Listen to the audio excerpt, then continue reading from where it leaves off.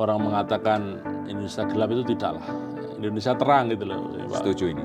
Dengan kondisi ekonomi yang ada, Ya. kondisi global yang ada ini harus bisa mencari celah-celah ketika mungkin ada penghematan, efisiensi dan sebagainya. Gimana caranya ini untuk menyiasati ini kan gitu. Nah, ini loh, kalau kami ini nanti fokus di sektor pangan, sektor-sektor yang memang di Blora ini tumbuh dan berkembang, tapi kami harus punya akses pasarnya seperti apa dan sebagainya. Negara harus hadir itu ini, Pak. Kami itu butuh ini, yang itu butuh intervensi negara kan itu kan, sesuai dengan harapan publik kan. Ini terkait juga dengan efisiensi sebetulnya. Kan ada program makan bergizi gratis. Di masing-masing daerah kan juga punya kekhasan sebetulnya. Ya.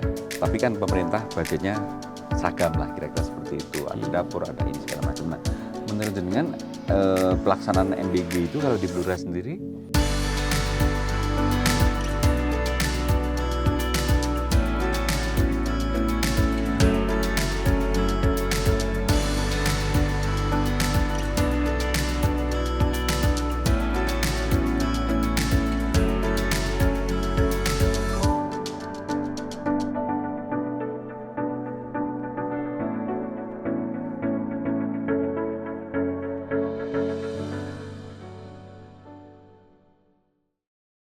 halo Sobat Expos Indonesia dimanapun Anda berada.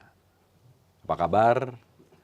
Hari ini kita kembali hadir untuk berbincang-bincang dalam program Beyond the Limit Expos Indonesia. Saya, Arief Budi Susilo, hari ini kembali kedatangan tamu hebat, tokoh yang sangat inspiratif. Beliau adalah seorang bupati di salah satu kabupaten di ujung Jawa Tengah, Mas Arief Rohman. Siap, Mas Selamat Abe. datang, Mas Arief. Matur suwun, Mas Abe. Apa kabar? Kabar baik, alhamdulillah. Luar biasa. Nggih. Kita harus selalu melihat kondisi kita ini dengan cara pandang yang luar biasa. Betul. Matur nuwun sudah kembali hadir. Nggih. Kita ngobrolin apa nih, Mas Arief? Waduh, monggo. Ini saya terima kasih sini sama Mas Abe ini. Mentor saya ini, sama-sama Arief. Penjenan mentor saya juga. Mas Arief, ini saya itu selalu terkagum-kagum bukan dalam konteks memuja dengan orang-orang yang berhasil mengatasi situasi yang tidak mudah ketika mendapatkan sebuah tanggung jawab, amanah dan tanggung jawab. Nah, Mas Arief 3 tahun setengah menjadi Bupati Blora di periode pertama dan kemarin terpilih kembali menjadi mungkin salah satu bupati terpilih dengan rekor keterpilihan paling tinggi di antara, karena lebih dari 80% ya. Iya, alhamdulillah tingkat kepercayaan masyarakat kemarin hampir 83%. Kalau dari sisi presentasi mungkin di Jawa Tengah tertinggi. Tertinggi di Jawa Tengah dan saya sih di catatan saya belum ada di Indonesia yang punya keterpilihan di banyak. Di atas 80%, tetapi dengan kompetisi yang seperti penjenengan alami, yang lain ada tapi kan lawannya mohon maaf gitu kan, kata kosong atau apa gitu. Tapi saya yakin bahwa keterpilihan penjenengan ya Mas Arief dan kepercayaan publik masyarakat Blora ke penjenengan karena saya nggak ngomong prestasi tapi lebih dari itu legacy yang sangat kuat dalam 3,5 tahun memimpin Blora. Nah, ini pertanyaan saya, Mas Arief, apa yang menjadikan ini, kalau dari sisi penjenengan nanti saya pasti akan cross check. Apa yang menjadikan masyarakat Blora ini kembali percaya dengan tingkat kepercayaan tinggi untuk memilih 5 tahun yang akan datang sebagai bupati kembali, memimpin mereka kembali? Nggih, kalau dari hasil survei ya, ini kan kita bicara by survei ya, dari lembaga-lembaga survei yang hadir, bahwa tingkat kepuasan masyarakat itu alhamdulillah sangat puas, khususnya sesuai dengan janji kampanye kami yang pertama soal infrastruktur. Jadi masyarakat ini pengen yang diharapkan mayoritas itu soal infrastruktur. Ya alhamdulillah walaupun dengan segala keterbatasan, di 3,5 tahun ini kita bisa menghadirkan infrastruktur yang baik, yang mana yang dulu nggak kebayang ini bisa tembus, sekarang bisa kita tembus. Kita tentunya ini kolaborasi ya, jadi kami memang dalam membangun ini kami tidak bisa sendiri. Nah, yang terpenting adalah bagaimana dengan kolaborasi internal maupun eksternal Ya. dengan daerah sekitar. Daerah sekitar. Nah, jadi itu yang tertinggi soal infrastruktur. Selanjutnya ya yang menyangkut hajat hidup orang banyak ya di bidang kesehatan, pendidikan, terus ekonomi, UKM. Nah, gitu-gitu yang pertanian juga. Ya, pertanian, karena kita memang daerah yang mayoritas masyarakatnya adalah para petani, peternak. Nah, itu yang harus kita. Ini kan evaluasi internal penjenengan, based on di cross check di survei mengatakan begitu. Tapi mungkin saya ingin melihat dalam perspektif orang luar, media dan orang luar gitu ya. Kami mengamati beberapa pemimpin daerah yang kemudian bisa menang kalau untuk periode pertama atau bisa kembali untuk periode kedua dan mendapatkan kepercayaan tinggi itu karena manfaat. Yang manfaatnya dipersepsikan atau dirasakan oleh para pemilihnya, masyarakat di sekitar musuh, mereka itu diam sebetulnya. Tapi kalau kemudian yang teriak-teriak apa segala macam itu kadang-kadang tidak mencerminkan manfaatnya yang dirasakan oleh masyarakat kebanyakan, tapi karena elit yang punya kepentingan gitu ya. Nah, menurut pengamatan kami, Mas Bupati itu berhasil menjalankan program-program yang memberikan manfaat yang dirasakan oleh masyarakat di Blora. Nah, tapi untuk bisa menjalankan program itu kan nggak bisa sendirian. Betul. Iya kan? Tadi kan berkolaborasi, ya kan, dengan Bojonegoro, dengan mungkin Ngawi dan kabupaten sekitar, dan tentu juga yang nggak kalah penting kan mendapatkan support dari pemerintah pusat dan provinsi. Tapi itu kan gampang diomongin kolaborasi. Untuk mendapatkan support itu kan teori juga mudah diomongin. Tapi penjenengan bisa melakukan itu karena tidak gampang untuk mendapatkan support pusat. Nah, kira-kira bisa share nggak? Apa sih kuncinya untuk tentu ini bukan soal kompetisi dengan bupati yang lain ya. Syukur-syukur bisa menginspirasi yang lain bahwa kalau kita menjadi pemimpin daerah itu memberikan manfaat itu menjadi yang utama. Nah, kuncinya penjenengan bisa dapat kolaborasi dan kemudian dapat dukungan pusat itu terus pundi? Membangun silaturahim. Ya. Bagaimana kita meyakinkan pemerintah pusat. Nah, kita dalam menyusun program ini tentunya harus menyesuaikan dengan apa yang diprogramkan oleh pusat. Nah, sehingga sinergi antara pusat, provinsi, kabupaten itu nyambung. Nah, ketika itu Pak Jokowi punya program infrastruktur, nah, kita juga berupaya kita sampaikan bahwa efek ketika nanti infrastruktur dibangun ini akan seperti ini. Dan itu memang butuh alasan yang memang menurut pemerintah pusat itu masuk akal. Sehingga mereka yakin bahwa ketika Blora nanti didukung dengan ini, maka yang timbulnya adalah seperti ini. Dan kita memang berupaya pemerintah pusat dengan diaspora dan sebagainya kita jalin komunikasi karena ini berjejaring ya. Jadi penjenengan memanfaatkan diaspora yang ada di pemerintahan pusat. Iya, kan ada yang di Pak Pratik salah kementerian Pak Pratik, ada Pak Agus Andrianto dan beberapa yang di Jakarta untuk kami sampaikan bahwa karena beliau-beliau ini kan punya kepedulian terhadap daerahnya. Oh, ini kondisi daerahnya ini seperti ini, kita sampaikan tingkat infrastrukturnya yang jelek sekian, kemiskinannya sekian dan sebagainya. Sehingga dari itu kita dari daerah juga menyiapkan, termasuk kami kolaborasi juga dengan perbankan. Jadi di awal itu kami memberanikan diri untuk pinjaman daerah. Nah, ini mungkin kan salah satu pelopor nih. Iya, kita dan periode pun kami lakukan.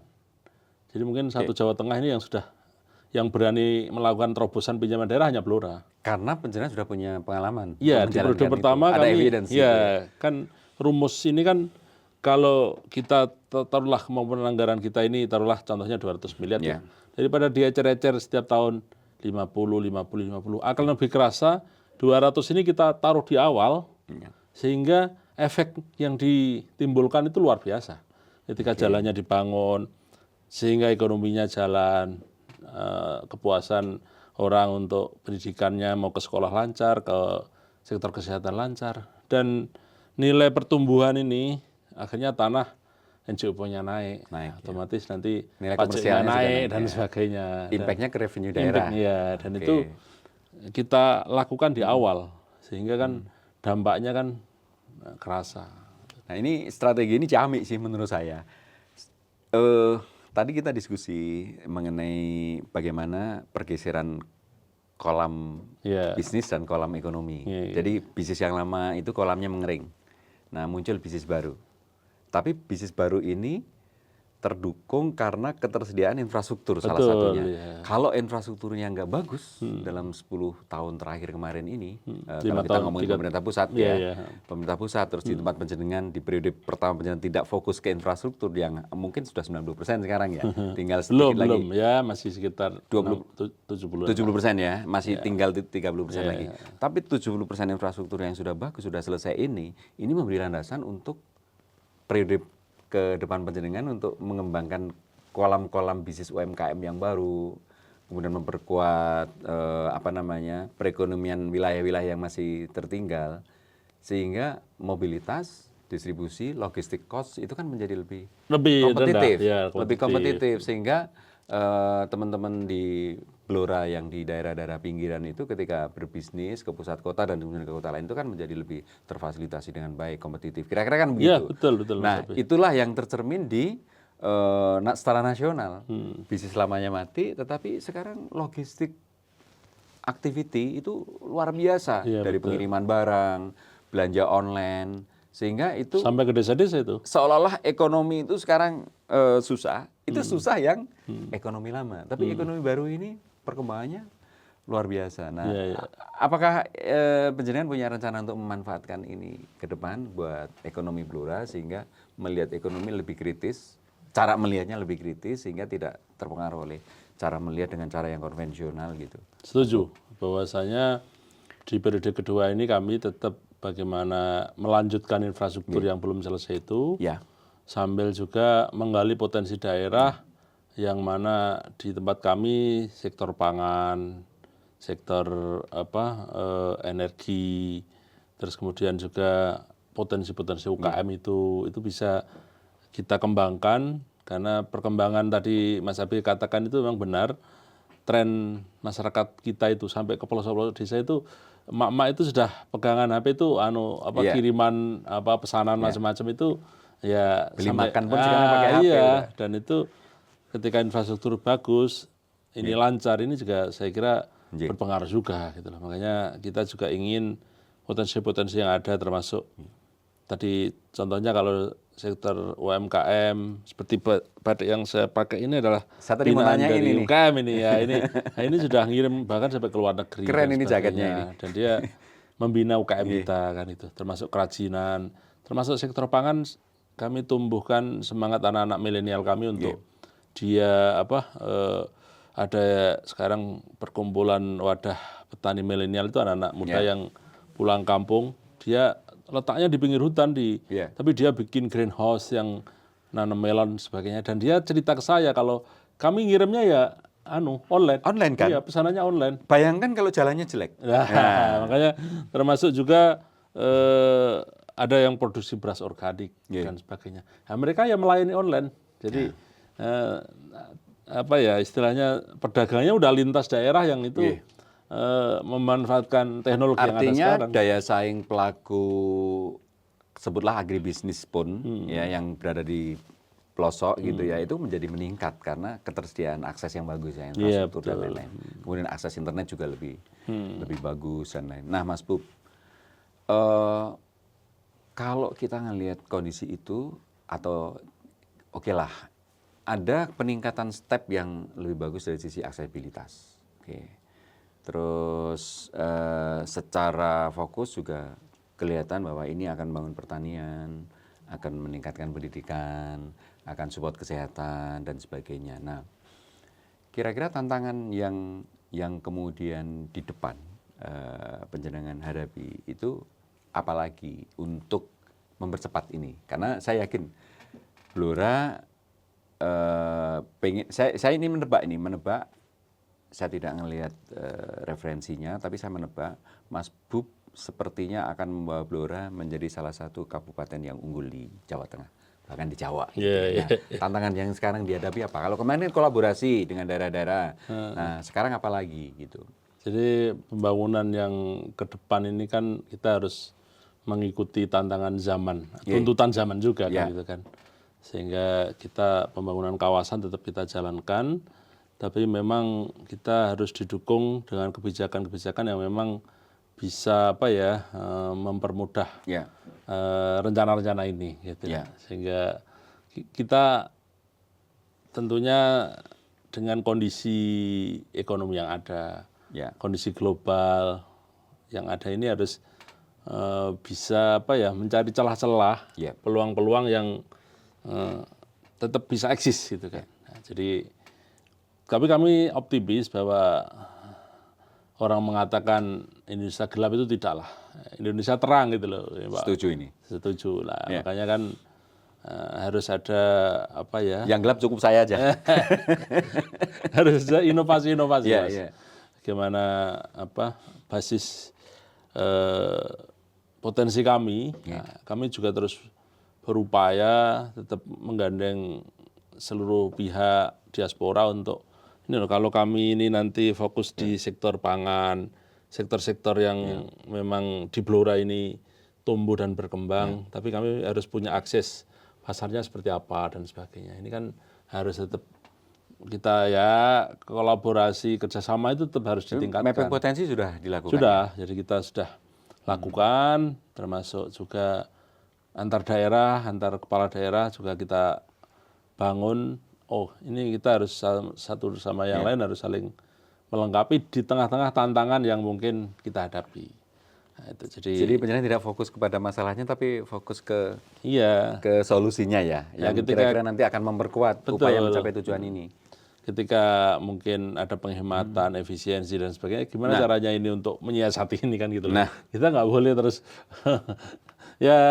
kita harus mau bisa eksis dengan tadi terobosan-terobosan. Makanya pihak-pihak kami mengajak lah semua pihak yang kira-kira bisa untuk diajak kolaborasi kerjasama dengan media, dengan Solo Pos, monggo. Kira-kira yang sudah kami lakukan ini kira-kira langkahnya seperti apa, perlu ke depan terobosannya seperti apa, agar kita tetap bisa eksis. Kita tetap menjaga agar pertumbuhan ekonominya tetap bagus seperti apa. Warga miskin kami secara data mungkin secara angka masih tinggi, tapi alhamdulillah indikatornya gimana? Penyesuaian. Terus dari sisi penyerapan tenaga kerja kita upayakan lewat program-program yang tadi yang mampu memberdayakan masyarakat itu. Gitu. Nah, tadi disebut soal efisiensi. Saya sebenarnya mau tanya, bagaimana Mas Bub membuat skala prioritas atau mungkin menjalankan program dengan cara yang berbeda sehingga ketika dicanangkan efisiensi, tapi kan kadang-kadang kan tidak harus pukul rata potong 50% semua. Tapi kan ada hal yang mungkin malah kalau perlu 0% yang memang nggak perlu, tapi yang perlu disupport untuk tadi menumbuhkan ekonomi, untuk memberdayakan masyarakat, jangan-jangan malah perlu disupport lebih tinggi dengan ujung-ujungnya penghematannya tetap mungkin 50% gitu ya, tetapi kan secara selektif memilih prioritas, memilih program yang kalau memang ini nggak ada gunanya sudah hilangin aja, 0% malah.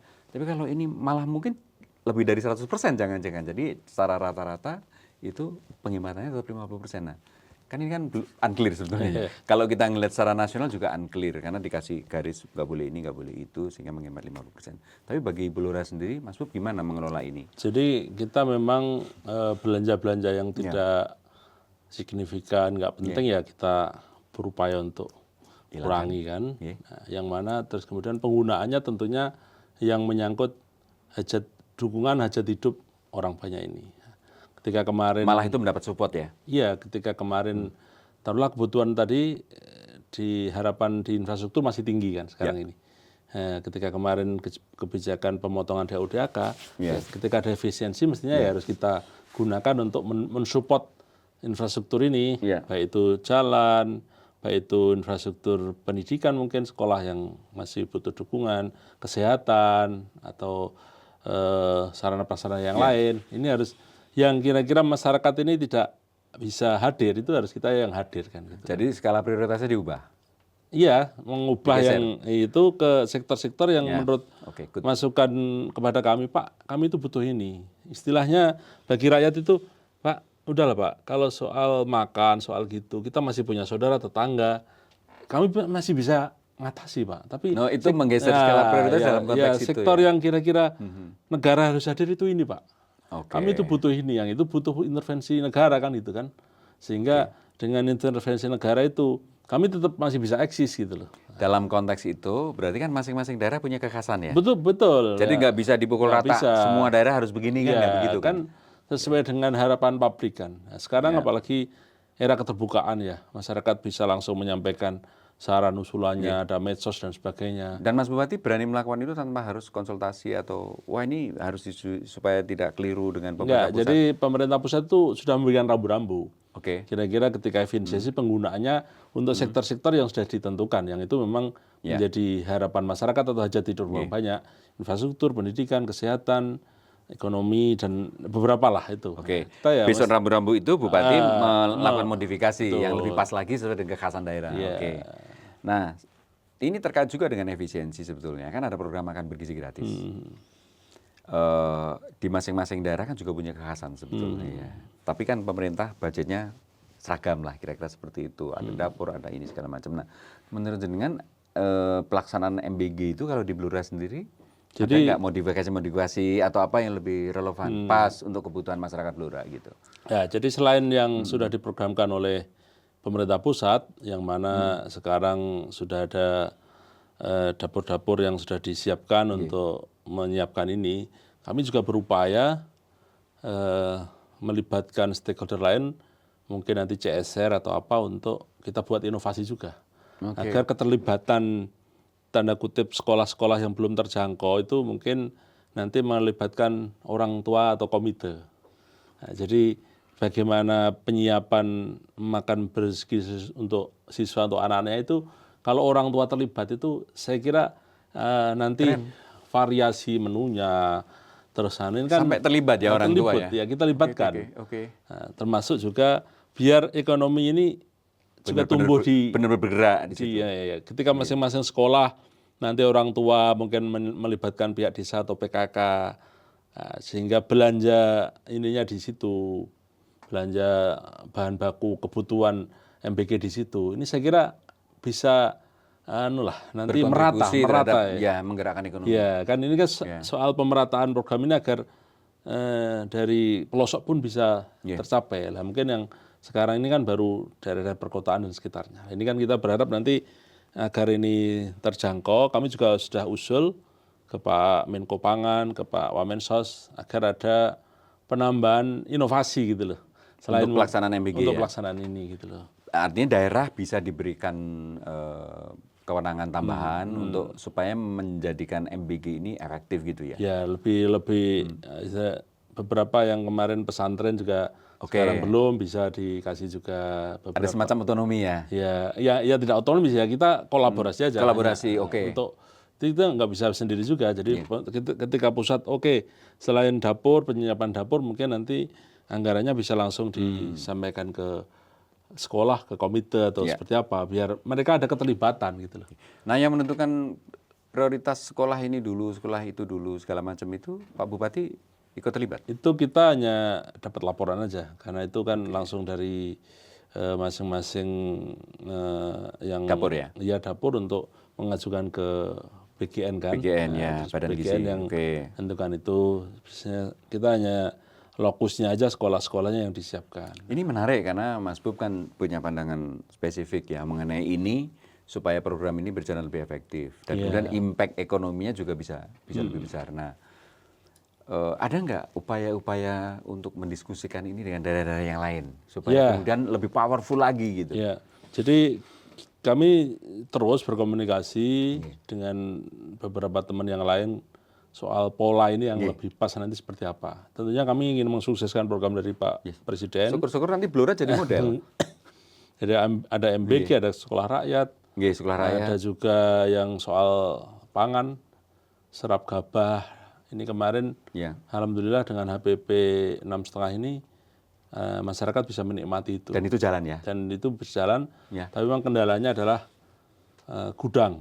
Nggih. Jadi bagaimana kita, mungkin Pemda dilibatkan ketika kami punya aset tanah, bisa dikerjasamakan dengan Bulog untuk bagaimana mungkin membuat gudangnya, pengeringnya, Iya. sehingga ketika petani panen ini langsung ditampung.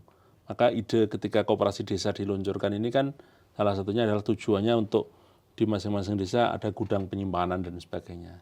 Itu untuk istilahnya sekarang ini kan kadang kapasitasnya jumlah panennya tinggi, tapi kan kapasitas untuk Alsintan untuk istilahnya kombi untuk manennya kurang. Logistiknya nggak memadai lah ya. memadai, Ya. sehingga Oke, banyak yang oke. istilahnya panen tapi malah tidak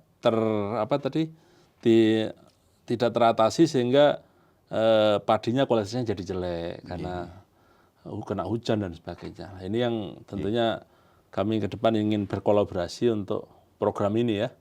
Nah, Dan jadi- itu nggak bisa satu kabupaten sendiri kalau mau skala ya, skala ekonomi. Ya, Mesti alhamdulillah. kolaborasi dengan teman-teman Ya. kabupaten yang lain. Gitu Betul. Justru kami itu karena berbatasan dengan Ngawi, ketika kemarin panen kami melimpah, kan. Masuk ke Blora. kami kapasitas gudang penyimpanan pengering kurang, ngeringkannya di Ngawi justru. Oh, ngeringkannya di Ngawi. Oh, Iya. panen berlimpahnya di Blora. Iya, Ngeringkannya di Ngawi. di Ngawi karena yang punya Artinya, ada gudangnya itu Kolaborasi dalam konteks yang berbeda lagi. Iya, gitu berbeda lagi.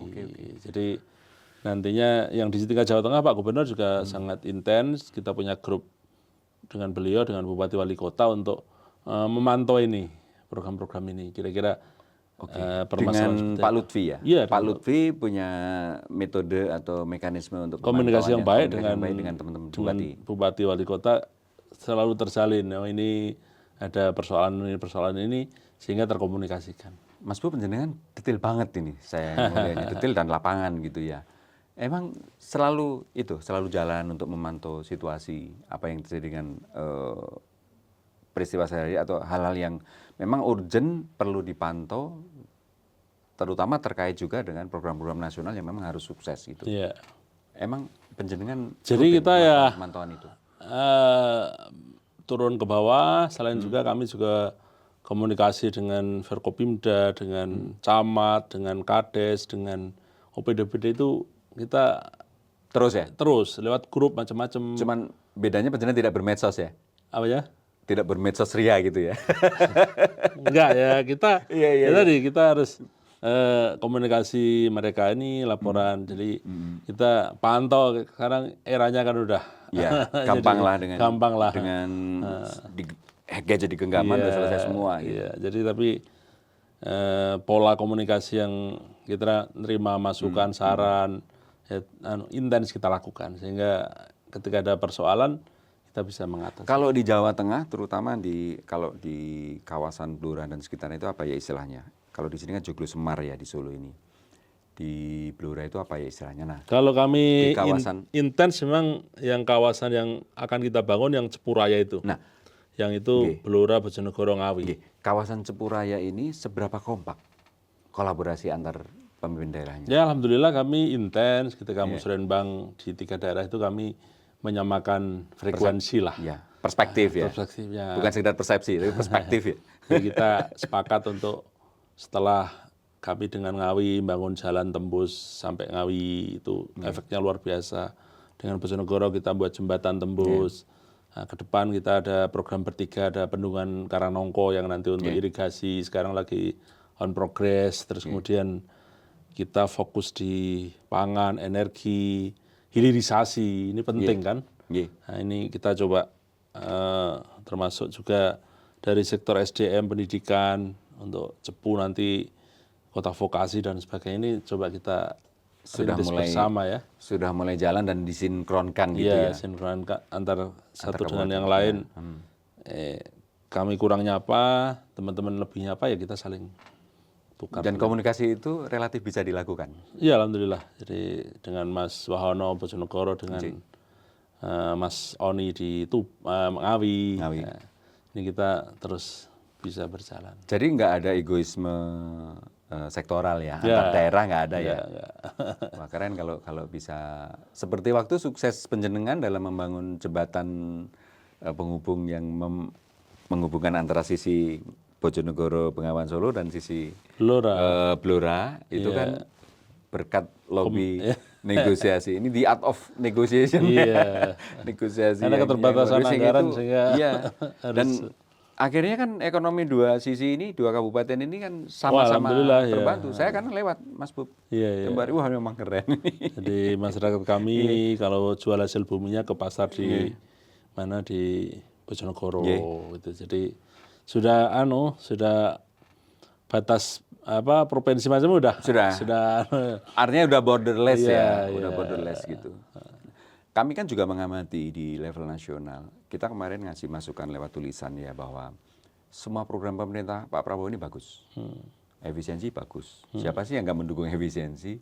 Memberantas korupsi bagus. Kemudian MBG ini bagus. Nah, yang masih menjadi catatan itu kan sebenarnya kan teknokrasinya. Aspek teknokrasi dari birokrasi untuk menjalankan ini dengan efektif. Satu, dan kemudian komunikasi publiknya. Kemudian Presiden kan bilang, Menteri harus memperbaiki pola komunikasinya ke rakyat. Kan begitu kan. Rame kemudian, sempat Mas Hasan Nasbi sempat mengajukan pengunduran diri, tapi kemudian nggak disetujuin gitu kan oleh Presiden. Memang isu-isu utama kan di dua itu. Teknokrasi dalam menjalankan program yang bagus, kemudian komunikasi ke publiknya yang perlu diperbaiki. Nah, dalam dua konteks ini, saya melihat teknokrasi penjenengan luar biasa karena tahu problemnya seperti tadi yang ketika panen melimpah, ini harus bagaimana nih supaya itu tidak muspro ya. Muspro itu apa bahasa Indonesianya? Tidak mubazir ya, tidak sia-sia dan kemudian jatuh gitu ya. Nilai tukar petaninya jatuh karena kualitas gabahnya jelek sehingga gerak cepat berkoordinasi dengan sekitar. Itu kan kalau nggak punya aspek teknokrasi yang mumpuni kan nggak mungkin. Nah, bagaimana meningkatkan ini lagi, semakin improve lagi ya soal teknokrasi ini sehingga dinas semua itu aware dengan ini. Jadi ada keberanian untuk ambil risiko, ambil keputusan sehingga kalau penjenengan punya tujuan bagus, birokrasi di bawah ini juga tanggap insasmito gitu ya, tanggap cepat. Oh ini antisipasinya begini, antisipasinya. Seperti Pak Prabowo bilang, panen raya hari ini Indonesia mungkin panen terbaik secara nasional. Ini kan bukan ujuk-ujuk. Ini kan berkat persiapan yang bahkan di era Pak Jokowi ini, saya hari-hari dengar Pak Prabowo sering ngomong itu gitu ya. Nah, dalam lingkup lokal, ini bagaimana jangan nyiapin para kepala dinas atau apa supaya kolaboratif ya, antisipatif sehingga ketika kita ngejar panen, ngejar ini, ketika ada masalah yang kurang itu mereka udah tanggap, udah ngerti, responsif gitu ya.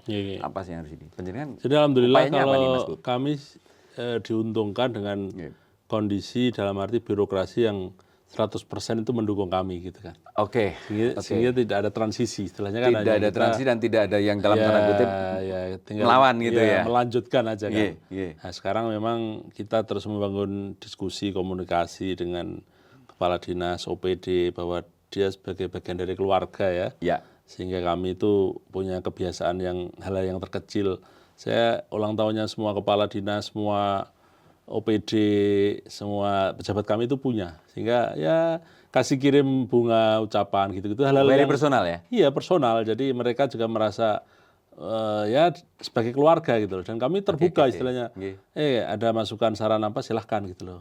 Bahkan ya kita buka komunikasinya langsung komunikasi personal ya? Personal gitu loh. Jadi bahkan kalau pas ulang tahun ayo kita keakraban, nyanyi-nyanyi begitu-gitu.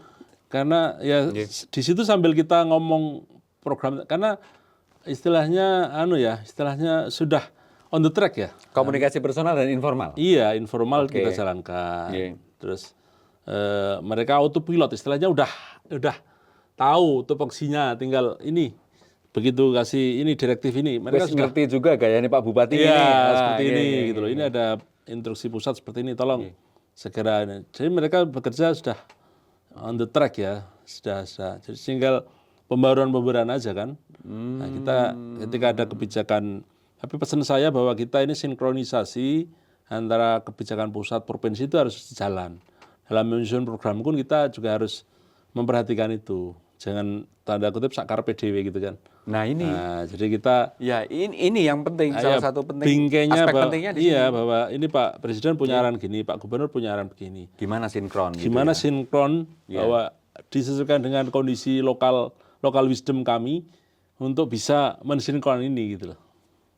Nah, itu jadi dan mereka teman-teman ini sudah paham. Iya. Jadi ada tadi keuntungan kami, alhamdulillah birokrat kami ini sudah Tapi birokratnya bisa kompak begitu, nggak mungkin itu terjadi kalau bupatinya juga semau gue kan. Karena saya suka merhatikan sosmed penjenengan, oh tiba-tiba sarapan pecel sama Forkompinda.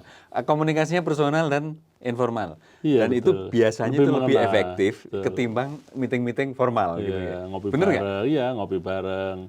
Ketika ada persoalan ayo kita kumpul ngopi bareng. Tapi jenengan ya, dan sebagai bupati makan pecel, muluk-muluk di tempat yang biasa gitu, nggak ada gengsi-gengsinya ya? Enggak lah, kita kan dari rakyat. Pikirannya dari rakyat jadi ya. Tapi saya lihat itu yang efektif justru. Ketika menyampaikan sesuatu tuh kayak nggak ada sekat gitu kan. Dan Efeknya dahsyat lebih nyampe. itu. Buku kuliner, diplomasi kulinernya dari Oh gitu ya? Solo Pos itu luar biasa Bapak. Gini. Kita pola itu ternyata efektif gitu. Bahkan Berarti sampai kudu dicetak ulang itu. iya betul. Bahkan sampai ada diaspora kami akhirnya bikin warung di Jakarta namanya Depot Samin. Itu kuliner-kuliner yang itu disajikan di Jakarta gitu kan. Saya makan di Kebayoran Baru. Nah, ya. Diajak teman dari salah satu dari Pati dia sebetulnya. Ya, yang di Depot Samin itu ya. Bukan, Nggak ini ada. saya malah belum coba. belum. Jadi saya lupa warungnya apa, tapi ini warungnya high class bener. Dari Pak Pratik apa itu suka makan di situ. Makanannya macam-macam, masuk makanan Blora ada, makanan Pati ada gitu ya. Itu high level ininya, harganya juga itu luar biasa. Nah kalau tadi Depot Samin itu kemudian berkembang juga di mana kayak seperti yang tadi itu rasanya sih ini akan meningkatkan value-nya buat ekonomi Blora rasanya. Karena orang pengen tahu, pada akhirnya kan FOMO ya. Orang ingin, kalau di Blora sendiri kayak apa sih gitu. Iya, Karena pecel sampai ke sana. Nggih. Dan lokasinya juga strategis di dekat Blok. terus terang saya sendiri, kadang-kadang hari Sabtu kalau kosong, saya tidak keluar nuwun, mohon izin. Sama keluarga itu pergi ke Mak Gogo atau ke apa gitu. Habis itu langsung balik lagi. Kan cuma 2 jam gitu ya. Terima kasih. Saya takut mengganggu gitu ya. Nah, Mas Bub,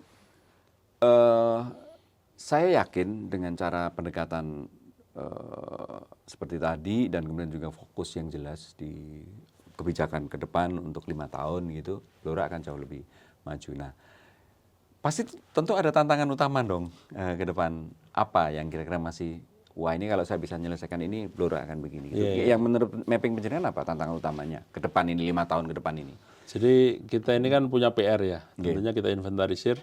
PR kira-kira 5 tahun ke depan ini yang harus kita selesaikan apa. Bila untuk PR itu kan kita harus butuh SDM, butuh anggaran, butuh hal-hal yang untuk menyelesaikan itu. Nah, kita tentunya ya belum tahu nanti postur anggaran ini kayak apa dan sebagainya. Makanya daerah itu harus dituntut untuk bisa punya terobosan kan. Nah, bagaimana seperti tahun ini kami canangkan untuk tahun pendapatan. Potensi-potensi pendapatan daerah yang kira-kira masih bisa dinaikkan yang tidak mengganggu istilahnya sektor masyarakat itu kira-kira apa. Sambil tadi efisiensi, tapi juga kita harus, kita mau membangun ini kan harus disiapkan tadi pendukungnya kan. Anggarannya gimana, SDM-nya gimana, ini gimana kan gitu kan. Nah ini yang memang harus, jadi tidak semua daerah kadang ketika dapat beban tiba-tiba harus anggaran belanja pegawainya sekian. Ini gimana kan gitu kan. Harus dirasionalisasi lagi. Nah, ini kan harus di pola hubungan dengan legislasinya kayak apa. Pola hubungan dengan stakeholder lainnya yang kayak apa. Ini kan teman-teman harus bisa tanda kutip untuk mencari celah-celah ini dalam tanda kutip situasi yang mungkin menurut sebagian orang tidak baik-baik saja itu kan. Nah itu kan harus ada. Jadi kita ya terus terang ya masalah penganggarannya gimana, SDM-nya gimana. Ini yang menjadi, makanya ini harus terus kita kolaborasi dengan pemerintah pusat, dengan provinsi, dengan Pak Gubernur. Pak, ini kami sampaikan PR kami ini kaitannya infrastruktur jalan provinsi sekian. Ini karena tanggung jawab provinsi, tolong kami dibantu. Komunikasi terus ya? Iya. Terus kira-kira ini untuk inovasi kaitannya ini gimana Pak? Gitu kan. Dengan pusat pun, dengan para menteri, kami juga mengundang sektor-sektor yang Kementerian Desa, Kelautan, kaitannya pangan. Nah ini kita juga ajak ke Blora. Ini kami punya PR ini, tolong mungkin dari pusat. Nah, jadi berarti jenengan hadirkan mereka untuk melihat langsung. Saya undang ke Blora untuk ini. Kami di pendidikan ini Pak Menteri Pendidikan, tolong kami dibantu ini gitu. Karena kami tidak bisa bekerja sendiri. Tetap rumusnya adalah potensi-potensial yang ada itu kita kolaborasi. Kolaborasikan locally maupun nationally gitu ya. Pusat, provinsi, lokal, dan pihak-pihak yang lain, CSR, media, macam-macam untuk bersama-sama. Makanya tagline kami kan tetap sesarangan bangun Blora, maju dan berkelanjutan. Tagline itu diperkuat ya. Iya, dulu sesarangan bersama-sama Blora, tapi kami punya tekad untuk menjadi kabupaten yang maju berkelanjutan.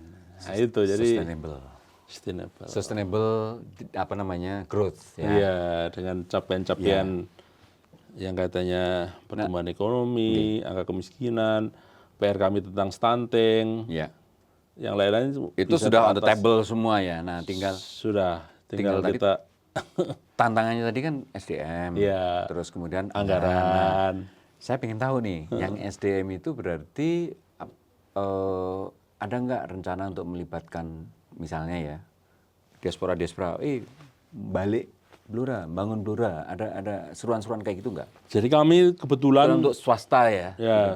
Diaspora itu kami wadah untuk diaspora ya.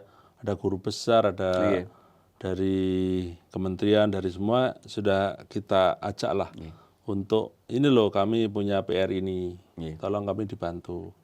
SDM kami, aparat desa kami kurang, ya, kami kerjasama dengan diaspora yang di perguruan tinggi ada UNES itu kami kuliahkan di sana untuk peningkatan SDM. Nanti apalagi yang kami kesehatan kurang, kami butuh dokter spesialis dengan yang di Kementerian Kesehatan maupun yang di... Dan itu sudah jalan? Sudah jalan. Nah, kami ingin sekolahkan anak-anak kami untuk spesialis. Diaspora yang di guru besar yang kedokteran di berbagai tempat, nah kami itu. Jadi kuncinya kan itu, kita harus mampu ini ada persoalan, harus kita penyelesaian harus kita bagi kan. Jadi tidak ditanggung sendiri, harus didistribusikan ini. Untuk scale up ekonomi ya kan harus skill up ininya ya SDM-nya. Nah, itu dengan dibantu oleh orang-orang yang merasa punya emotional tie dengan emotional engagement dengan Blora begitu ya, diaspora dan dan itu jalan ya. Jalan. Ada yang di OJK ini gimana soal ini, ada yang di berbagai lini ini ya kita tembus lah. Terus kendala anggaran tadi kan penjenengan dekati dengan salah satunya ya pakai pinjaman atau ada nggak sumber dana yang lain? Ada, kita mencoba hibah atau apa gitu. Berupaya untuk peningkatan dana bagi hasil migas. Kami juga mengejar untuk nanti produksi migas kami naik kan gitu kan. Nah, potensi-potensi yang ada ini kita upayakan untuk menambah ini kan. Sumber pendapatan amunisi yang lain. Iya, kalau amunisinya cukup kan kita mau ngapain aja kan. Dan prospeknya besar untuk ke situ? Besar. Penjenengan optimis ya? Optimis. Kita tidak boleh pesimis, harus optimis gitu. Asal tadi kebijakan didukung dengan kebijakan yang berpihak, saya kira itu bisa. Kalau pinjaman daerah itu seberapa rumit? Apa nggak ada tentangan dari DPRD? Enggak, DPRD juga paham. Harus dapat support gubernur apa segala macam? Enggak, itu cukup kami dengan DPRD sepakat. Cukup dengan DPRD sepakat. Terus kami mensepakati dengan Bank Daerah, Bank Jateng. Toh kami juga punya saham di sana. Sehingga kita bisa. Jadi dengan Bank Jateng ya? Ya, kami ini akan MOU tanda tangan dengan Bank Jateng untuk pinjaman ini.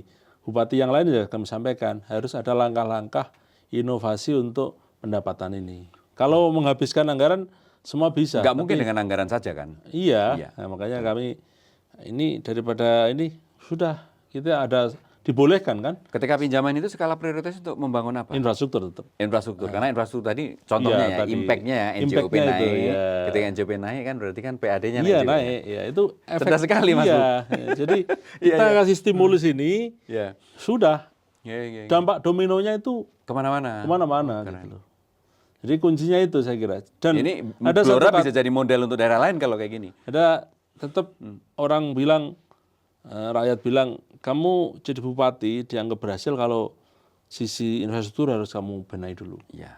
Karena infrastruktur itu mendukung sektor pangan, Semuanya. sektor pendidikan, kesehatan itu karena infrastruktur yang baik, gitu loh. Kalau awal aja kita infrastrukturnya jelek, udah orang mau investasi, Kalau ada orang, apalagi elit, mencaci pembangunan infrastruktur, itu elit keblinger. Gitu ya kayaknya. harus turun ke bawah, harus dengar suara aspirasi Suara rakyat. masyarakat itu kayak apa? Diserap, Betul. ditanya, Betul. disurvei aja. Wah, Kalau top. perlu di kampung, ini kamu yang harap bupati itu harapan, udahlah Pak, bupati itu yang penting sekarang Jalan bagus. jalannya dibagusin. Nanti yang lain itu pasti ikut. Ikut. Itu rumus Itu yang menjadi sebab kenapa Mas Bub akan melanjutkan sisa yang 30% belum selesai. Dan ini. 83% orang pilih itu kepuasan masyarakat ya karena itu. Luar biasa. Nah, sambil juga kita tentunya sektor pangan penting. Nggih. Tapi kalau jalannya jelek, kita istilahnya Pangannya busuk nanti. Iya. Sekarang ini Semangkanya busuk. tapi kalau jalannya baik, ini kan lancar semua. Nggih. Padinya, jagungnya, buahnya, semua bisa terdistribusi. Gitu. Jadi rumus utama menurut saya itu. Rasanya nggak cukup kita untuk mendalami ini lebih lanjut. Tapi satu lagi, kira-kira Blora akan jadi apa 5 tahun ke depan di bawah penjenengan? Ya, yang penting bagaimana rakyat bisa merasakan manfaatnya. Ada legasi tinggalan bahwa ini loh dari ini before-nya seperti ini, after-nya seperti ini. Kualitas pendidikannya naik, kesehatannya naik, semua kan gitu loh. Jadi ini yang selalu kami tekankan kepada seluruh ASN kami untuk melayani Oke. dengan hati kan gitu kan. Jadi Bagaimana memberikan pelayanan yang terbaik untuk masyarakat dengan sepenuh hati kan. goalnya untuk masyarakat ya? Iya, Goalnya untuk masyarakat. Jadi yang bisa nilai kan kuantitatif terukur, kualitatifnya jelas gitu bisa diharapkan gitu. jadi Iya. biar ada bedanya, ada pembedanya kan itu loh. Kami yakin kalau persoalan dasar ini di 5 tahun ini bisa terselesaikan, saya kira tadi investasi saya kira akan tertarik masuk, Iya. yang lain masuk, ekonomi meningkat, pengangguran turun, nah itu kan kemiskinan turun, itu saya kira dampaknya akan itu gitu. Itu otomatis. Ada satu pesan untuk masyarakat Blora khususnya atau mungkin Jawa Tengah dan Indonesia. Ya. Satu pesan kunci aja. Ya bagaimana kita tentunya bersinergi, bekerjasama, kompak, guyup rukun, sesarengan lah untuk memberikan sesuatu yang bermanfaat untuk masyarakat. Wah, luar biasa Mas Bupati. Aduh, terima kasih banyak. Iya, siap, Ini Pak Rabi. perbincangan yang sangat inspiratif. Nah, nanti pasti kita pengen melanjutkan lagi untuk lain kesempatan karena enggak waktu penjenengan kan sangat terbatas. Matur suwun. Oke, terima kasih. Sehat selalu, sukses membangun Blora. Iya. Sobat Expose Indonesia, demikian tadi perbincangan saya dengan Mas Arief Rohman, Bupati Blora yang top, inspiratif, dan mudah-mudahan 5 tahun ke depan Blora makin maju dan menginspirasi seluruh Indonesia. Sampai jumpa di lain kesempatan.